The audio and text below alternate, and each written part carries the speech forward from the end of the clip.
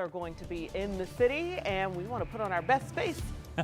What can you do for us, Rob? Well, I think, kind of what we see right now happening is that the pattern that's in place is going to stay in place. Okay. So heat, humidity, and storm chances. Those things haven't changed, but looking ahead, there could be some changes on the horizon. Let's start with those numbers right now. Heat and humidity, I mentioned that. Temperatures currently 87 at the airport. That is our warmest temperature so far today.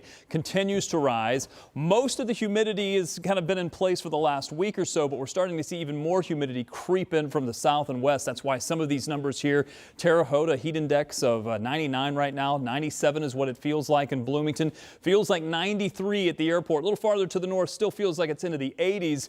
And we're also watching the radar. Now, overall, things have remained relatively quiet over the last hour or so, at least across Indy. Farther to the south, there are some showers and storms that are developing. We're going to keep our eye on these. Any storms that do develop are going to put down a lot of rain in a short amount of time. So expect that we could have that possibility, especially south of Indy this evening. That chance will stay there. Those that get rain will get a lot of rain.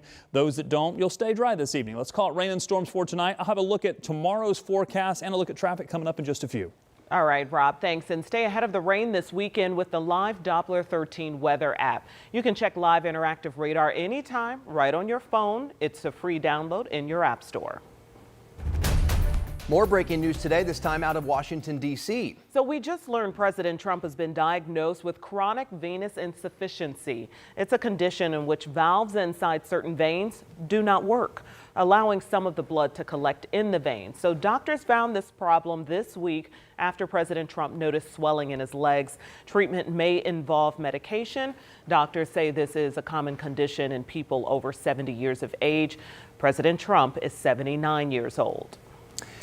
Well, we just talked about the WNBA All-Star Game this weekend. We've also got the Indiana Black Expo, and this afternoon, police and community peace groups say they are getting ready as well. Yes, it's going to be a busy weekend, and IMPD is looking to double down on the teen curfew, and Indianapolis clergy are also stepping in to help.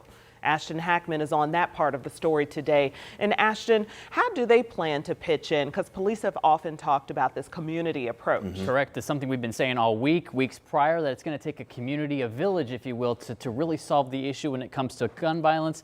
And it's something that police themselves have echoed. Now, Indy 10-Point Coalition is turning to churches to help provide some of those resources. Today we learned 40 to 70 people from several different churches here in the community and other organizations will be out downtown this Saturday. Reverend Charles Harrison said the goal is to reach young people and intervene before there becomes issues. Our goal, as all of us come downtown on Saturday, is to help diffuse any potential conflicts among juveniles and young adults so that the weekend downtown will be peaceful and a safe environment for all. Reverend Harrison told us while the shift of focus is to downtown this weekend, the neighborhoods outside of downtown, they won't be ignored. The churches and organizations helping out there will still make their patrols trying to connect with young people that might need it. Yeah, Reverend Harrison has been involved for years in this kind of thing, and he's also been outspoken about parents stepping up and knowing where their kids are. Yes, something he echoed in his press conference today. We'll have a little bit more of that sound from him and kind of some other measures they're hoping to do this weekend that's coming up at 5. Yeah, well, truly hoping this makes a difference. Thank you, Ashton, reporting this afternoon. And this is the 54th year for the Indiana Black Expo Summer Celebration. And the annual health fair has actually started. It's happening right now. Here's a live look at the event inside the Indiana Convention Center. Doors just opened minutes ago. The fair runs through Sunday at 6 p.m. Now, coming up at 4:30, we're going to have a look at some of the free health screenings, education, and resources available there. Now, check this out. I was downtown this afternoon, just a couple hours ago, and look at this. Georgia Street is looking awesome for All-Star Weekend. The transformation is underway for the tens of thousands of fans, some of whom are already arriving. There'll be food and drinks and other fun stuff along there. This is Georgia Street. People coming and going between events to and from Gainbridge Fieldhouse. Yeah, really cool. And as Indianapolis prepares to host the game, the community is getting involved with some events, specific events going on around town. And one of those events includes She's Got Now. It's the Empowerment Luncheon happening right now. And that's where we find Brandon Schaff live tonight. Yeah, tell us what they're doing to uplift women, Brendan.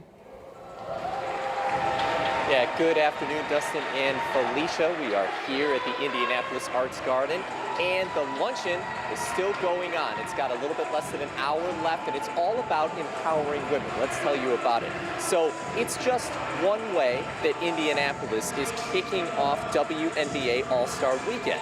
The event celebrates the achievements of those women. It's also to empower and encourage women to dream big, break down barriers, and leave their mark. Founder Tamika Hollifield worked on events ahead of the NBA All-Star Weekend for the last 18 years. Now she says that it's time to bring it to the WNBA with this new event. And it all comes as the WNBA's biggest stars will converge on Gainbridge Fieldhouse this weekend. One of the league's most accomplished players, Hall of Famer and champion Sheryl Swoopes, was honored at the luncheon on Thursday, and she shared her message to young women with their own dreams in sports and beyond. But I would always say, stay true to who you are, believe in what you're doing, be passionate about what you're doing, and understand that you eventually will get to wherever it is you're trying to get to. And don't pay attention to everybody else's journey and how they got there, because everybody's journey is different. Swoopes also talked about her pride for what the WNBA is today. The talent was always there, and she says that she loves how women are finding and using their voices now. She added that her heart is full considering where the league was, is, and will be. And Holyfield says that she plans for this to become an annual event as a part of WNBA All-Star Weekend. And coming up at 5, we will hear from some of the high school players who traveled from all over the world to Indianapolis to learn from some basketball pros. Dustin, Felicia, back to you. Such a cool opportunity. I know, how fun. Sheryl Swoopes. Brandon, thank you. Love it. All right, here's a quick rundown of what to expect this weekend. WNBA Live, which is a 2-day fan festival. It's tomorrow and Saturday at the Convention Center.